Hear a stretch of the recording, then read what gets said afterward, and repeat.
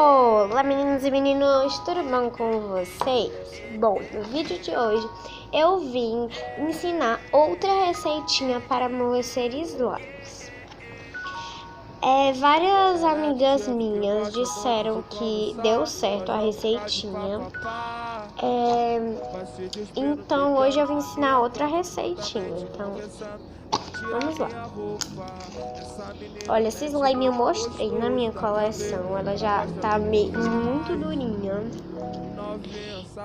E ó, não tá fazendo muito clique, ela não tá esticando muito, ó. Se você esticar devagar, até devagar ela quebra.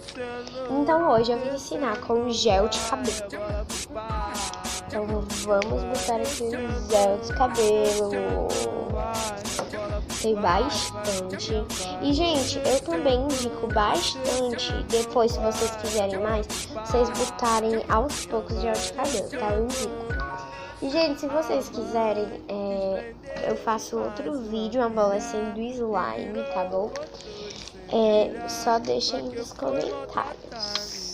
Tem que mexer, gente. Parece que vai dar ruim, ó. Vai ficar sem ser gororoba. E não fica, tá? Que eu já testei e dá muito certo. Bom, gente, eu vou aqui fazendo. E quando ela tiver mais ou menos mole, eu volto. Quando eu terminar de misturar. Gente, já botei o gel de cabelo de novo. E eu botei o flash agora por causa que tava muito escuro, ó. Botei de novo. E ela com azul, um azul bem bonito, com glitter prata. Vou terminar de misturar e eu volto. Bom, gente, como vocês sabem, eu vim testar essa receita aqui com vocês.